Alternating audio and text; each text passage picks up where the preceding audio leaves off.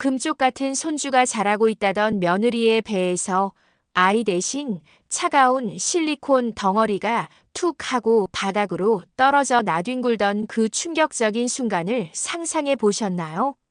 거짓말로 부풀려온 탐욕의 배가 터지고 그 추악한 실체가 온 천하에 드러나는 현장은 그야말로 아비규환이었습니다. 안녕하세요. 드라마 리뷰 탐정입니다. 어제 방송 보시고 아마 가슴 치며 답답해 하셨던 분들 많으셨을 텐데요. 진세훈이 주영채의 거짓말에 속아 넘어가고 공난숙과 진태석이 희희낙낙하는 꼴을 보며 분통 터지셨죠? 하지만 걱정 마세요. 오늘 제가 들려드릴 이야기는 그 고구마를 한 방에 뚫어줄 사이다 중의 사이다. 핵폭탄급 사이다 전개입니다. 차정원이 어떻게 이 추악한 가면을 벗겨내고 한혜라와 손을 잡고 건양그룹을 뒤집어 놓는지 지금부터 아주 친밀하게 그리고 아주 적나라하게 이야기해 보겠습니다. 이야기의 시작은 아주 사소한 의심에서 비롯되었습니다. 건양그룹의 황태자 진세훈, 그는 비록 차정원을 배신하고 주영채를 선택했지만 마음 한구석에는 늘 찜찜함이 남아있었는데요. 특히나 최근 들어 주영채의 행동이 수상쩍기 짝이 없었습니다. 임신을 했다는 사람이 입덧은커녕 밤마다 몰래 야식을 시켜 먹질 않나, 산부인과 검진 날만 되면 배가 아프다, 머리가 아프다 핑계를 대며 요리조리 빠져나갔으니까요. 그러던 어느 날 밤 진세훈은 잠이 오지 않아 거실로 나왔다가 충격적인 장면을 목격하고 맙니다. 주영채가 테라스 구석에 쪼그리고 앉아 무언가를 벌컥벌컥 마시고 있었던 겁니다. 어둠 속이라 잘 보이지 않았지만 달빛에 비친 캔의 로고는 분명 맥주였습니다. 영채야, 너 지금 뭐 마시는 거야? 진세훈의 떨리는 목소리에 주영채는 소스라치게 놀라며 캔을 등 뒤로 숨겼습니다. 이거 무알코올이야, 오빠. 나 갑자기 맥주 맛이 너무 그리워서. 영채는 횡설수설 변명을 늘어놓았지만 진세훈의 코끝을 스치는 알코올 냄새는 숨길 수가 없었죠. 그 순간 진세훈의 머릿속에 번개처럼 스치는 생각이 있었습니다. 설마 임신이 아닐 수도 있다. 의심의 싹이 트기 시작하자 진세훈은 미친 사람처럼 증거를 찾기 시작했습니다. 다음 날 날이 밝자마자 진세훈은 주영채가 다닌다는 산부인과로 달려갔는데요. 하지만 그곳에서 돌아온 대답은 절망적이었습니다. 주영채 환자분이요. 저희 병원에는 그런 환자분 기록이 없는데요. 간호사의 말에 진세훈은 다리에 힘이 풀려 주저앉고 말았습니다.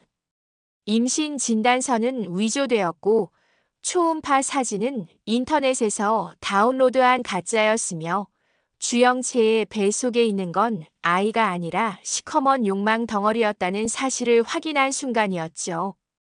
진세훈은 끓어오르는 분노를 억누르며 차정원을 찾아갔습니다. 차정원은 이미 모든 것을 알고 있다는 듯 담담한 표정으로 진세훈을 맞이했습니다. 이제 알았어. 당신이 사랑이라 믿었던 여자의 실체를. 정원의 싸늘한 비웃음에 세훈은 무릎을 꿇고 애원했습니다. 정원아, 내가 미쳤었어. 제발 나 좀 도와줘. 이 여자, 아니, 이 사기꾼 모녀를 내 손으로 끝장내고 싶어. 정원은 그런 세훈을 보며 묘한 연민과 함께 마지막 기회를 주기로 결심합니다. 좋아. 대신 내 방식대로 해. 가장 화려한 순간에 가장 비참하게 끌어내릴 거야. 그렇게 다가온 건양그룹의 창립 기념일 겸 주영채의 베이비 샤워 파티날. 공난숙과 주영채는 이날을 기점으로 건양그룹의 안주인 자리를 확고히 하겠다는 야망에 부풀어 최고급 호텔 연회장을 빌려 성대한 파티를 열었습니다. 주영채는 몸에 딱 붙는 드레스를 입고 불룩한 배를 과시하며 하객들의 축하를 받았는데요. 공난숙 역시 입이 귀에 걸려 우리 건양의 미래인 손주가 복덩이라며 진태석 회장의 비위를 맞추기에 여념이 없었죠. 하지만 이 파티의 주인공은 따로 있었습니다. 파티가 무르익을 무렵 연 회장의 조명이 꺼지고 스포트라이트가 무대 위를 비췄습니다. 사회자가 오늘의 주인공인 산모와 아이를 위해 특별한 선물을 준비했다고 외치자 무대 뒤에서 차정원과 주하늘이 등장했습니다. 그리고 그들 뒤로 흰 가운을 입은 의사 한 명이 따라 나왔는데요. 주영채의 얼굴이 사색이 되었습니다.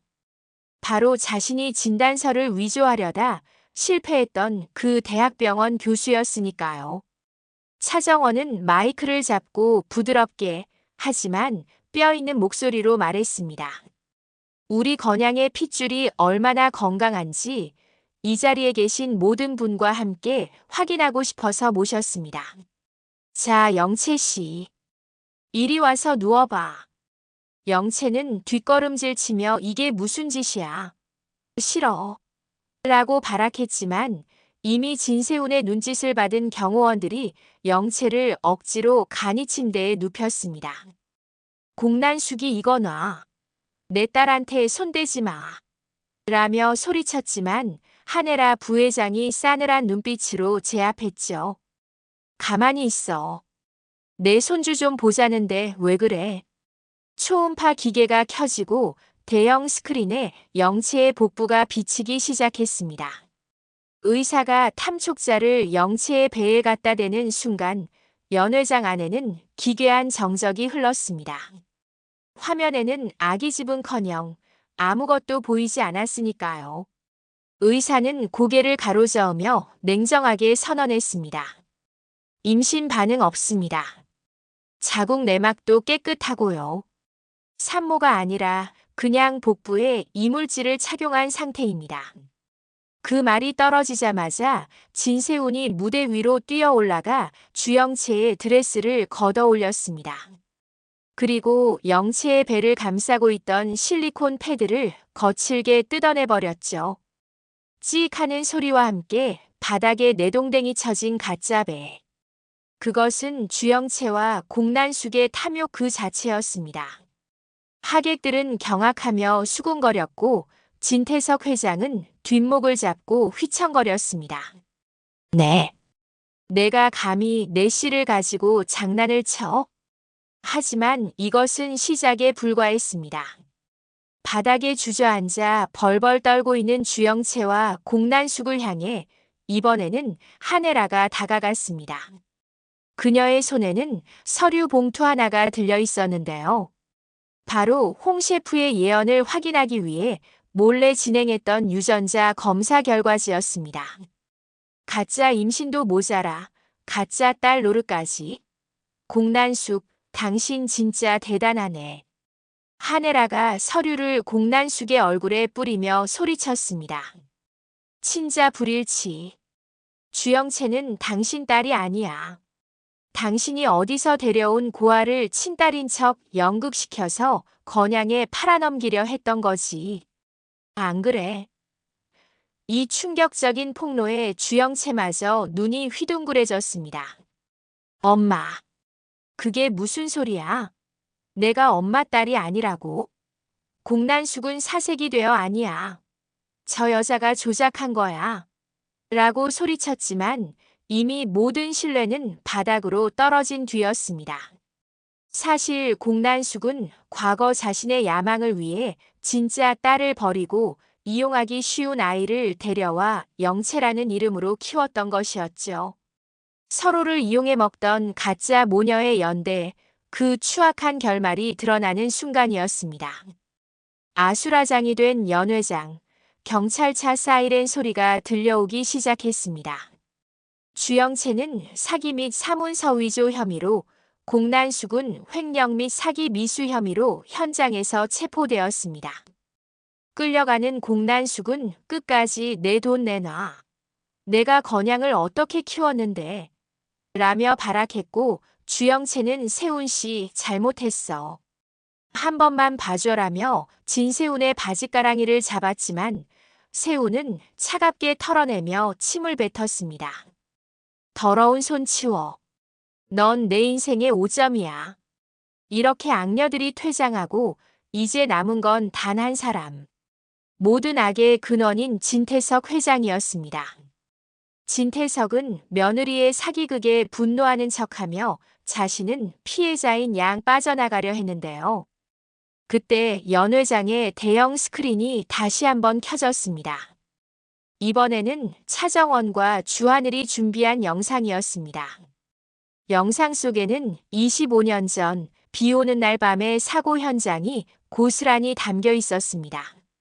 차정원의 친아버지인 차기범을 벼랑 끝으로 몰고 가 밀어버리는 진태석의 모습, 그리고 죽어가는 사람을 외면하고 현장을 조작하는 장면까지. 화질은 흐릿했지만 진태석의 악마 같은 표정은 선명했습니다. 저게 뭐야? 저거 꺼. 당장 꺼. 진태석은 비명을 지르며 스크린을 가리려 했지만 소용없었습니다. 이 영상은 하네라가 목숨을 걸고 찾아낸 진태석의 비밀 금고 속 USB에 들어있던 원본이었습니다. 하네라는 남편의 살인 증거를 손에 쥐고도 그동안 침묵했지만 이제는 딸 차정원을 위해, 그리고 자신의 죗값을 치르기 위해 그것을 세상에 공개하기로 결심했던 것입니다. 진태석, 당신 끝났어. 내가 당신 지옥으로 보낼 거야. 하네라의 서늘한 목소리가 마이크를 타고 울려 퍼졌습니다. 경찰들이 진태석에게 다가가 수갑을 채웠습니다. 진태석 씨, 당신을 살인 및 시체 유기, 증거인멸 교사 혐의로 긴급 체포합니다. 진태석은 휠체어에서 일어나려고 발버둥 쳤지만 이미 늙고 병든 몸은 힘을 쓰지 못했습니다. 여보, 헤라야, 나 좀 살려줘. 우리가 어떻게 살았는데. 라며 매달리는 진태석을 보며 하네라는 눈 하나 깜짝하지 않고 돌아섰습니다. 당신이랑 산 세월이 내 인생의 지옥이었어. 가서 죗값 치러. 나도 곧 따라갈 테니까. 진태석이 끌려나가고 연 회장에는 차정원과 하네라, 그리고 주하늘과 진세훈만이 남았습니다. 모든 복수가 끝난 자리, 묘한 정적이 흘렀습니다. 차정원은 천천히 하네라에게 다가갔습니다. 그동안 그토록 미워하고 증오했던 친엄마. 하지만 결정적인 순간에 자신을 위해 모든 것을 던진 여자. 정원의 눈에 눈물이 고였습니다. 왜 그랬어요? 그냥 모른 척하지. 끝까지 나쁜 년으로 남지. 하네라는 떨리는 손으로 정원의 얼굴을 만지려다 멈칫했습니다. 자신의 손이 딸에게 닿기엔 너무 더럽다고 생각했기 때문이겠죠. 미안하다. 널 버려서. 그리고 이렇게밖에 지켜주지 못해서. 엄마 자격이 없어서 미안해. 하네라의 눈에서 참아왔던 눈물이 뚝뚝 떨어졌습니다. 정원은 그런 엄마의 손을 낚아채 자신의 볼에 갖다 댔습니다. 그 손은 거칠고 차가웠지만 정원에게는 세상에서 가장 따뜻한 온기였습니다. 죗값 다 치르고 나와요. 그때는 맛있는 밥 한 끼 해요, 엄마. 그 시각 진세훈은 구석에서 이 모습을 지켜보며 소리 없이 오열하고 있었습니다. 자신의 어리석음으로 사랑하는 여자를 놓치고 집안을 풍비박산낸 죄책감에 고개를 들 수 없었죠. 그는 정원에게 다가가 사과할 자격조차 없음을 깨닫고 쓸쓸히 뒤돌아 나갔습니다. 그의 뒷모습은 모든 것을 가졌으나 결국 아무것도 갖지 못한 남자의 처량한 말로 그 자체였습니다. 시간이 흘러 1년 후 건양그룹은 전문 경영인 체제로 전환되었고 하네라는 교도소에서 성실히 수감 생활을 하며 속죄의 시간을 보내고 있었습니다. 그리고 차정원은 어떻게 되었을까요? 정원은 아버지의 누명을 벗기고 되찾은 평범한 일상을 만끽하고 있었습니다. 그 곁에는 언제나처럼 든든한 나무 같은 남자, 주하늘이 함께였죠. 어느 화창한 주말, 정원과 하늘은 아버지의 납골 땅을 찾았습니다. 정원은 아버지 사진 앞에 작은 꽃다발과 함께 초음파 사진 한 장을 놓아드렸습니다. 네, 이번에는 진짜였습니다. 정원과 하늘 사이에 찾아온 소중한 생명. 정원은 배를 쓰다듬으며 하늘을 바라보고 환하게 웃었습니다. 아빠, 나 이제 진짜 행복해질게. 지켜봐줘. 하늘은 정원의 어깨를 감싸 안으며 다짐했습니다. 걱정 마세요, 장인어른. 제가 평생 정원이 눈에 눈물 날 일 없게 하겠습니다. 드라마 친밀한 리플리는 이렇게 거짓과 욕망으로 얼룩진 사람들의 파멸과 진실과 사랑을 지킨 사람들의 구원을 보여주며 대단원의 막을 내릴 예정입니다. 핏줄이라는 이름으로 서로를 올가매던 가짜 가족들은 뿔뿔이 흩어졌고 상처를 보듬으며 서로를 선택한 진짜 가족이 탄생했습니다. 특히 오늘 이야기에서 가장 통쾌했던 부분은 뭐니 해도 주영채의 가짜 배가 뜯겨나가는 장면이 아니었나 싶은데요. 거짓말은 언젠가 반드시 들통난다는 진리, 그리고 악은 반드시 처벌받는다는 사필귀정의 교훈을 다시 한번 뼈저리게 느끼게 해주었습니다. 또한 한혜라가 보여준 뒤틀린 모성애가 결국엔 희생으로 완성되는 과정은 묘한 감동을 주기도 했습니다.